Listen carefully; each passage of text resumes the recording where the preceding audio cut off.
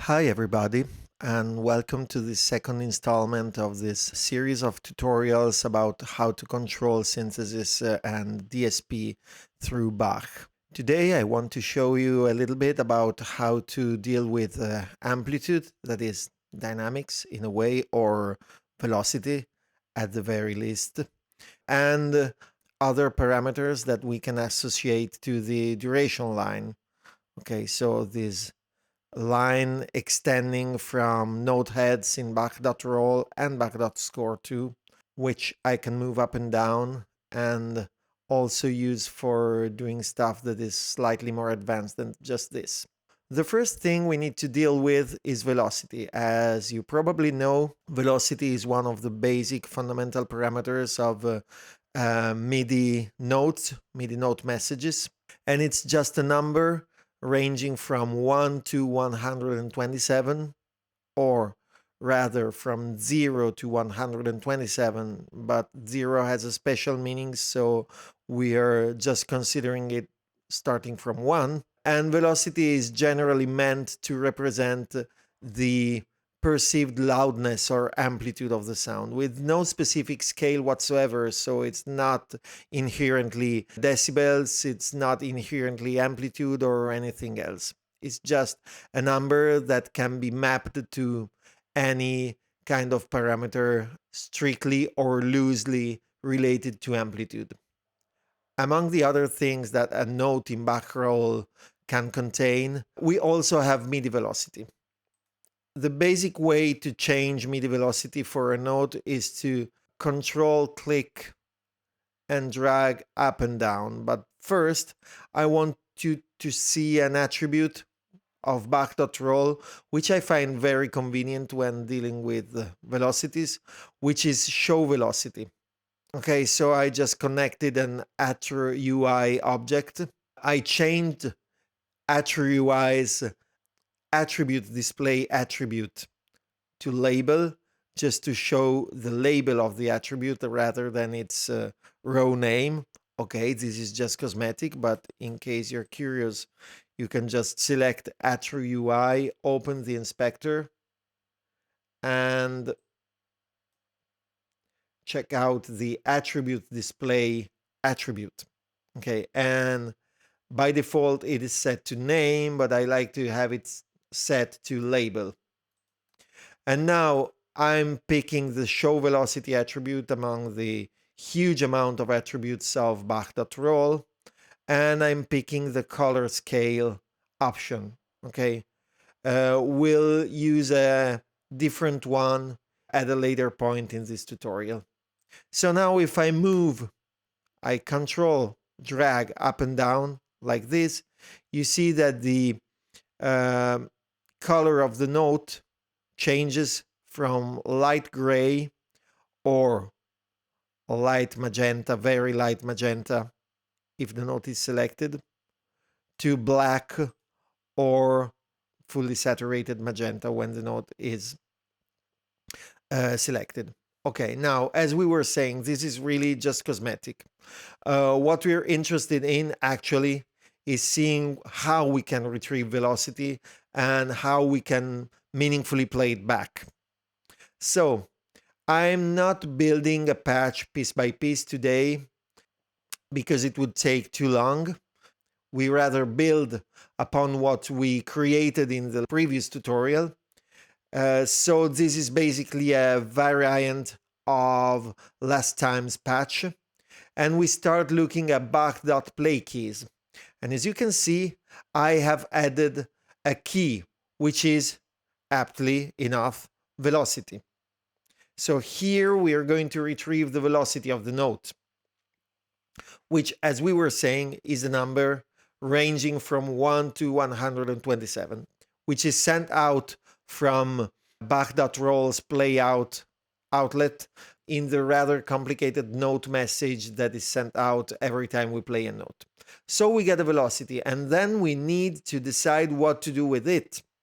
And here we have a number of options. I'll just show you the one I like the best, which is to consider it linearly related to the amplitude in decibels. So I consider that full velocity 127 corresponds to 0 dB, so no attenuation. And I have to set an arbitrary value for velocity 1, which can't just be silence, because it would be minus infinite decibels and it would just wouldn't work for a number of reasons. So I set it, for example, to minus 40 decibels, which is significantly softer than 0 dB. So I kind of like it. Okay, so here I get the velocity. Here I convert it in decibels through the rather arbitrary mapping I choose here, which on the other hand is one that works pretty good, so why not? I convert it to linear amplitude through the dB2A object, and here I get the linear amplitude, that is a number ranging from 0, or rather never reaching 0, to 1.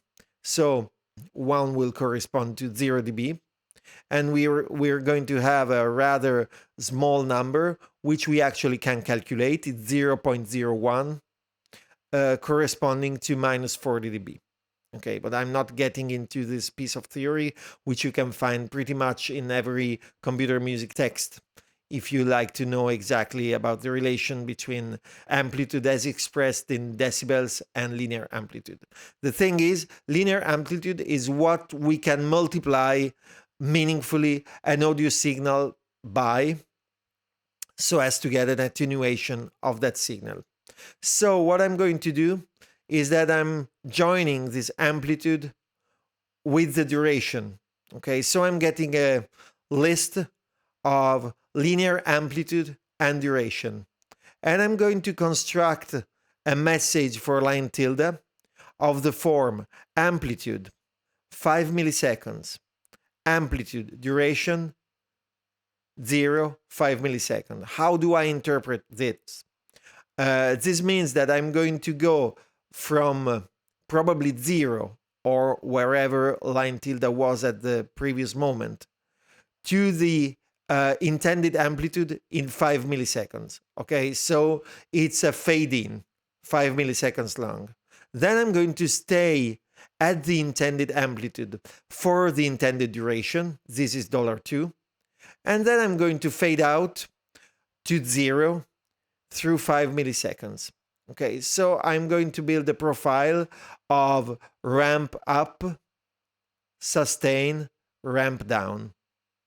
Line tilde is going to produce the actual signal rate envelope, which I will use to multiply the signal produced by my oscillator, and that's basically all. So let's play it back just to see how it sounds. Okay, so I'd say that's pretty convincing, and of course I can move up and down the velocity of each note to get a different result. Okay, so this was the, let's say, basic elementary way of dealing with velocity, but let's move on and let's see what else I can do. Now, first of all, for the kind of things that we're going to do from now on, I have a recommendation for you, that is, open the audio status window of Max. You can find it here, of course, and make sure that the scheduler in overdrive and audio interrupt checkboxes are both on. And please try to lower your signal vector size as low as you can. As low as you can means as low as you can without getting any clicks or weird artifacts. So it depends on your patch, on your hardware. So I can't tell you an exact value that you can always rely on, but here, for example, with my hardware and this patch, 64 works pretty well. Okay, it might be that you need to raise it to avoid clicks, and it might even be that you can afford to lower it to 32. So it really depends, and you have to do some testings for this. Now, once we've done this, I'm just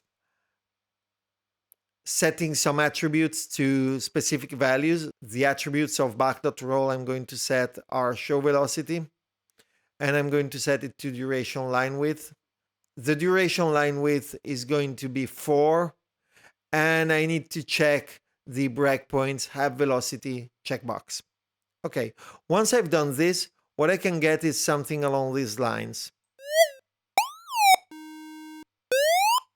So it means that I can draw glissandi or pitch envelopes, and I can draw velocity envelopes.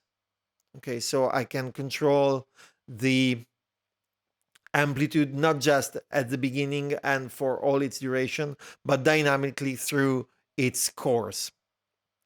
Now, the basic keyboard commands to do this and mouse commands are Alt click to create a new point in the duration line, Control drag on the breakpoint or on the note head.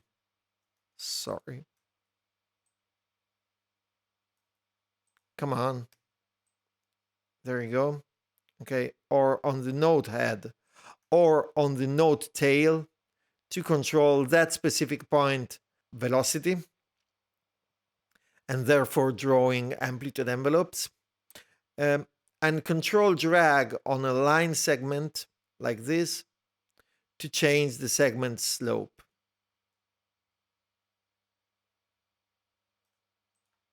And then I need to add a few features to my patch. Oh, sorry, here I had a couple print objects. I just can't get rid of this. These were there just for debug. Never mind. As you can see, I have added one new key to Bach Play Keys, which is breakpoints. And just for convenience, I'm retrieving the duration twice. Now, this can be safely avoided, but it would mess up your patch cores a little bit. So I like to have them twice. Let's see what we get here. Now, the most important addition we get is the bach.dl2curve object. What does dl2curve stand for?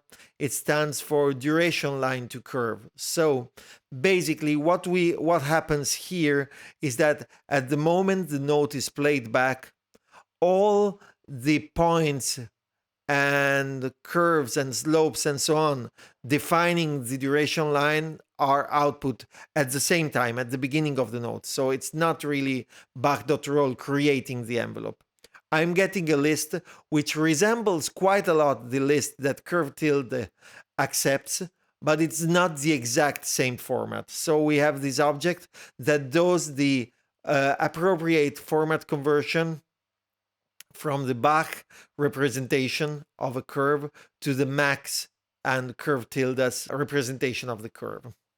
What does this module require for working? It requires the actual breakpoints. Okay, so the duration line in terms of the curve of pitch and velocity it defines. We're not going to bother with its specific format. Okay, we just know that we need to retrieve it from bach.playkeys and send it to the fourth inlet of bach.dl2curve. The duration of the note in the third inlet. The starting velocity of the note in the second inlet. And the MIDI sense defining the pitch of the note in the first inlet. Once we get this, bach.dl2curve can produce messages for two curve tilde objects, which will specifically control the amplitude. And as you can see, I'm doing the same scaling as before, and I'm going through dB2A tilde. Okay, so it's basically a signal rate version of what we did before. And the pitch. And the pitch is output in terms of MIDI sense. So I'm going to divide it by 100 to get MIDI pitch. And I'm going to convert the MIDI pitch to frequency. And I'm using this value to drive the rect tilde object. Now I have my rectangular wave. I'm going to multiply it by the amplitude envelope. And what I'm going to add at the very end is what I like to call a technical envelope. We just make sure that the note goes to silence at the end and starts correctly from silence at the beginning. So this is more like a trick, because as we were saying, we're not going to silence here, okay? So the signal is, strictly speaking, never silent. But we're going to silence here, and so things will work correctly. And what we get now is this. As you can see, I'm choosing to have very, very steep ramps here. Of course, I can make them softer if I prefer, so I can just, instead of 1 millisecond, I can ask, for example, for 20 milliseconds as the fade in and 20 milliseconds for the fade out.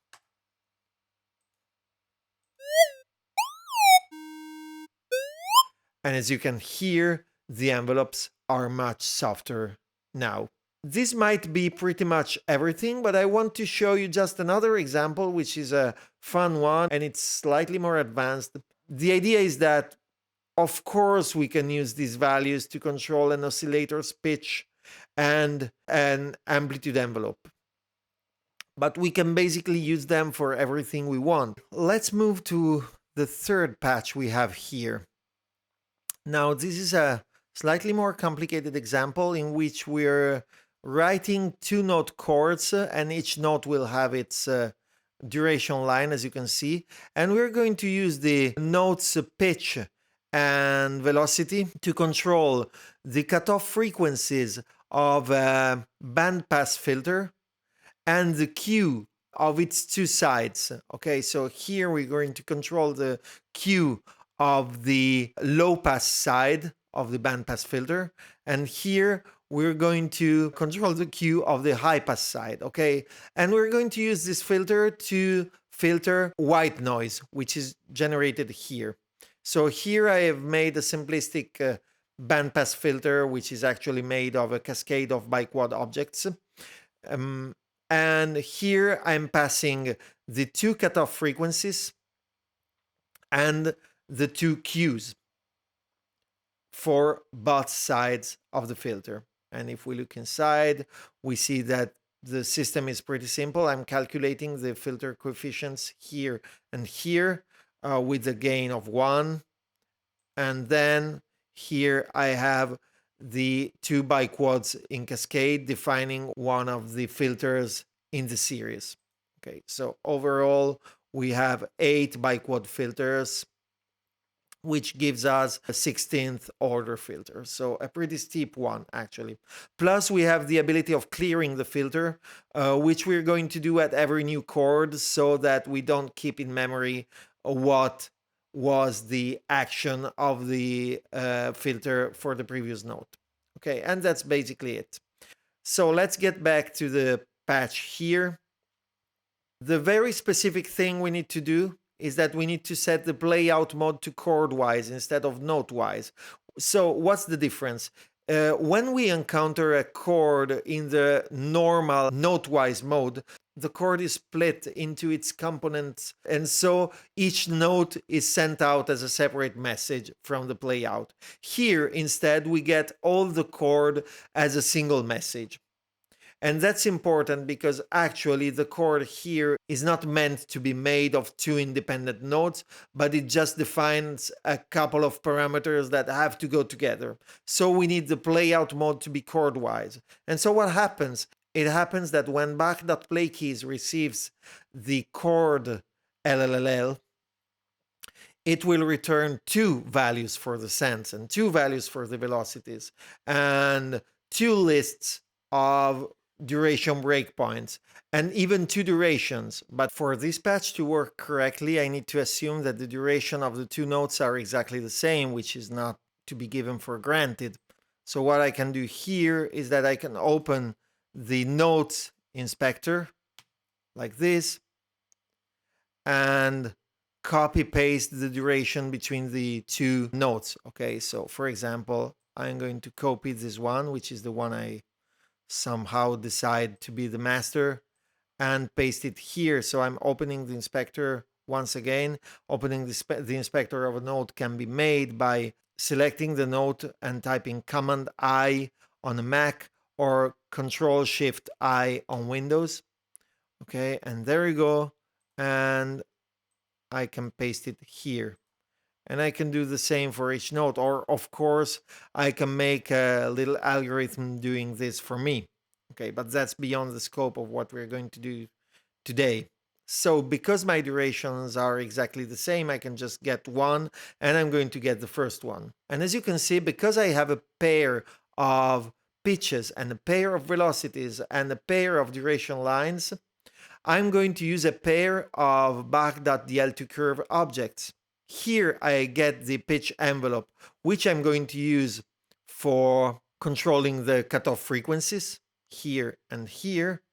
And here I get the velocity envelope, which then I just rescale to a pair of arbitrary values for the Q. Here I chose to have the Q ranging from 0.1 to 5, but of course I can pick any other value that is significant and meaningful for my patch. And here I have my so-called technical envelope, which will anyway range from 0 to 1. And I'm not taking into account the velocity here because I want the velocity to represent the Q of the filter. And because these filters can produce a lot of energy in the resulting signal, I'm dividing the produced amplitude by 500. Okay, and this has been found by trial and error and proves to be a rather good value in this case. Okay, so let's play this back. Okay, and it sounds very much like something from the 50s or I don't know, but it's pretty nice anyway. And of course, I can change this if I want. Okay, or I don't know, just whatever.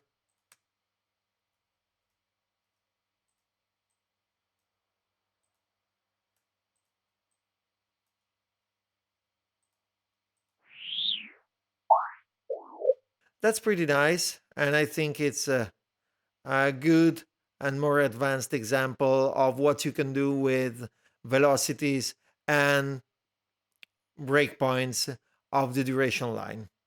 I'd say that's all for today. Thanks for listening. I hope you had fun and see you next time with slots. Bye bye.